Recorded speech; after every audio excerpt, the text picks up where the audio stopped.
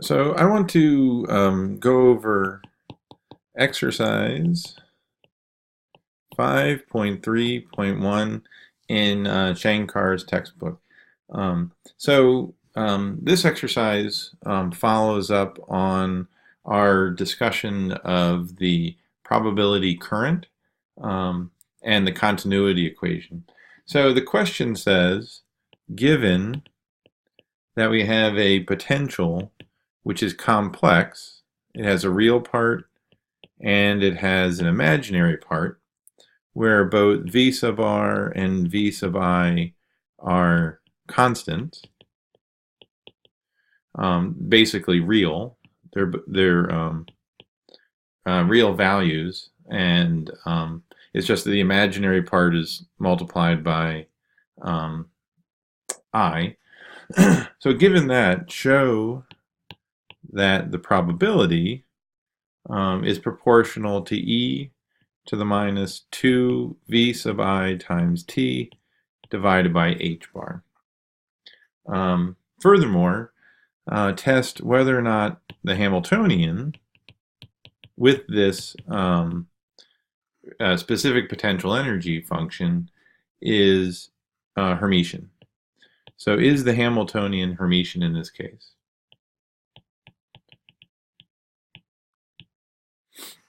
Okay, so first we'll work on the probability function. So what I'm going to do is I'm going to start with the procedure that we did before to determine an equation for the current. So if we start with the Schrodinger equation, so I h bar d psi dt, and that's equal to the Hamiltonian operating on the wave function, h bar squared over 2m, the second derivative, but in this case I want to do it in 3 dimensions, so del squared psi, plus the potential energy operating on the wave function.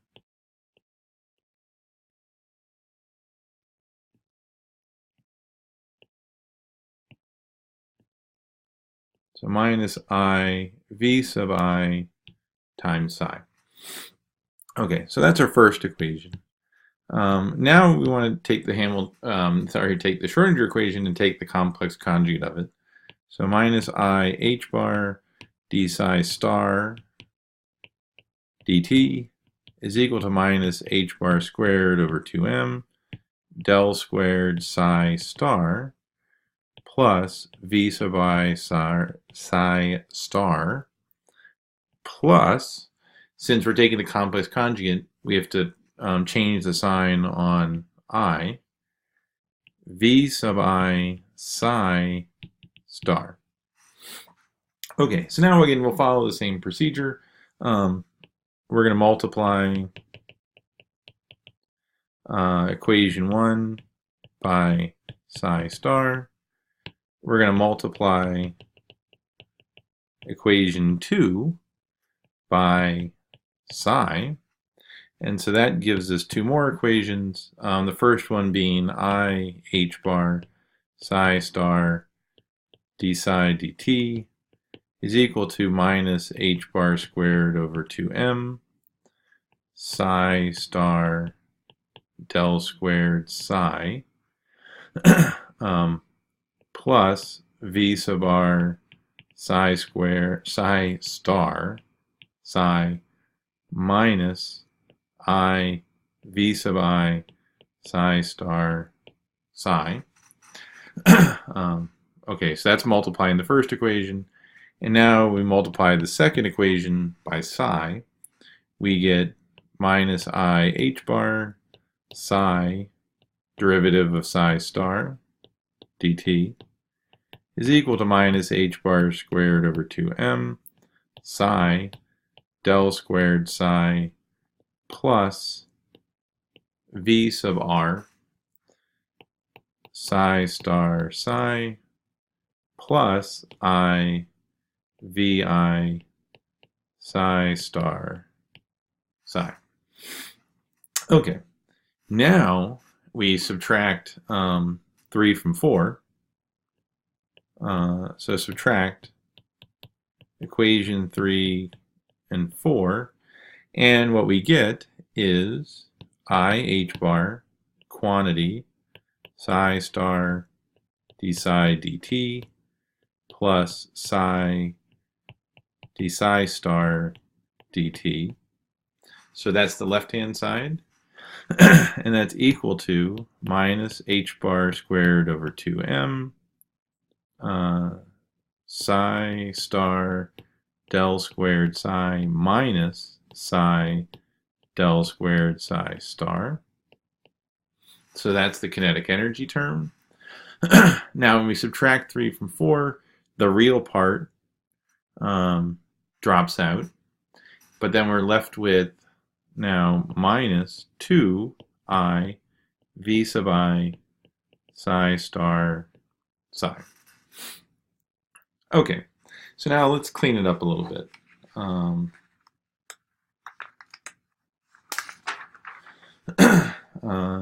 So we can we can combine the time derivatives. That's just the chain rule. So we have I h bar d psi star psi dt, and that's equal to the kinetic energy term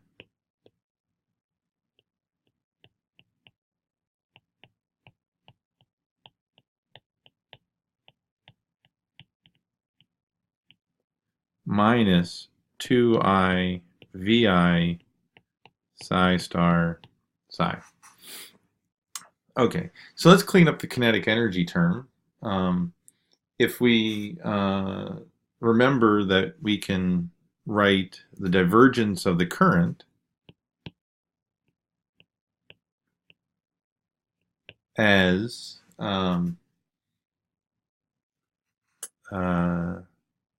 h bar over 2mi psi star del squared psi minus psi del squared psi star. Okay, so then we have I h bar, the time derivative is equal to basically let's see, I h bar, minus I h bar divergence of the current minus 2I vi psi star psi. So okay, so basically the kind of clean up one more time is we divide both sides by I h bar, then we get the derivative of psi star psi with respect to time minus the divergence of the current minus 2 vi over h bar psi star psi. So the psi star psi is the probability density.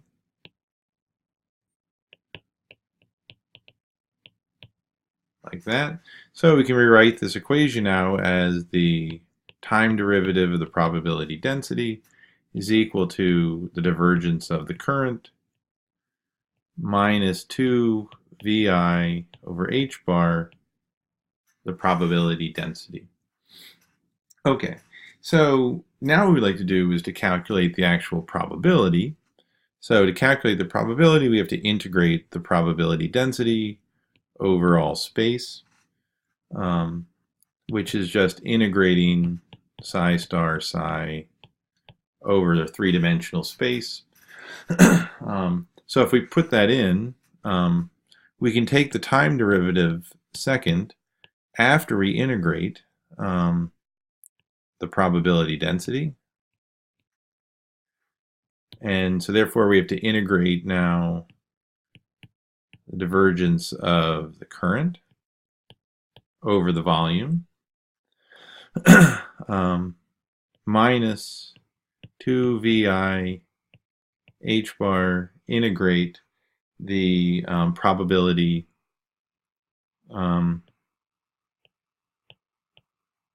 over the volume, like this.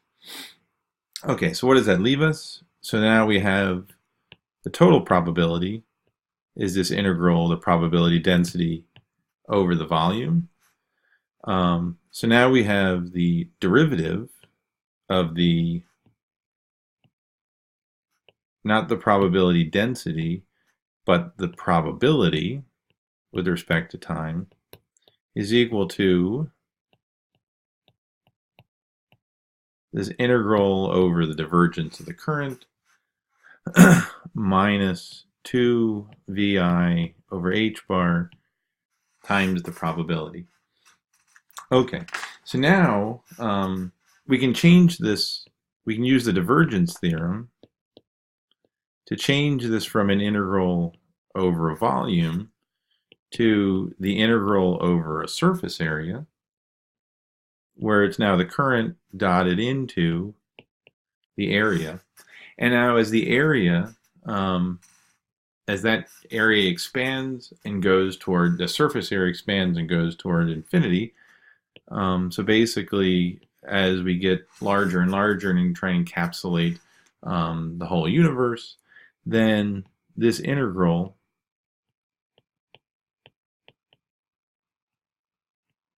goes to 0. So the integral over the current disappears because basically we've encapsulated the whole volume and the current can't escape.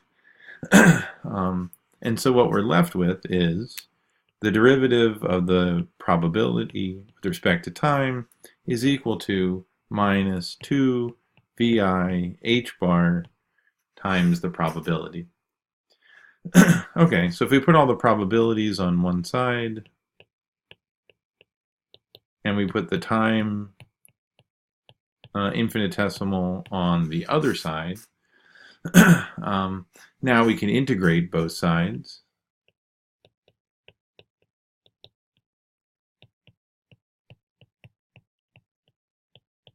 And what we get is the natural log of the probability plus some constant, because we're integrating, it's an indefinite integral, and that's equal to minus 2vi over h bar times the time.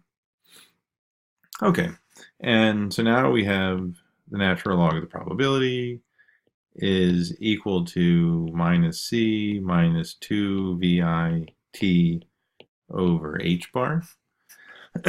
And if we now apply the exponential, so p is equal to the exponential of e to the minus this constant, e to the minus 2 VIT divided by h bar.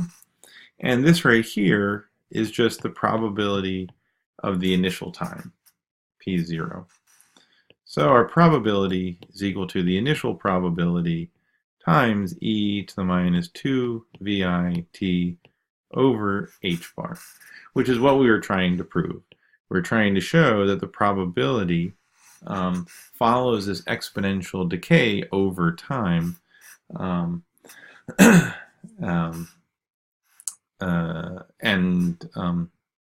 where it's only dependent now on the imaginary term of the potential energy right here.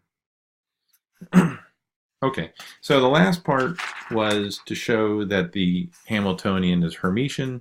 So since our Hamiltonian is the kinetic energy operator plus the potential energy operator right here, the Hermitian conjugate of that is t is a real number, r is a real number, but we change the sign on I, and vi is a real number. So in the end, the Hamiltonian is not equal to the complex conjugate of the Hamiltonian, and it is not Hermitian.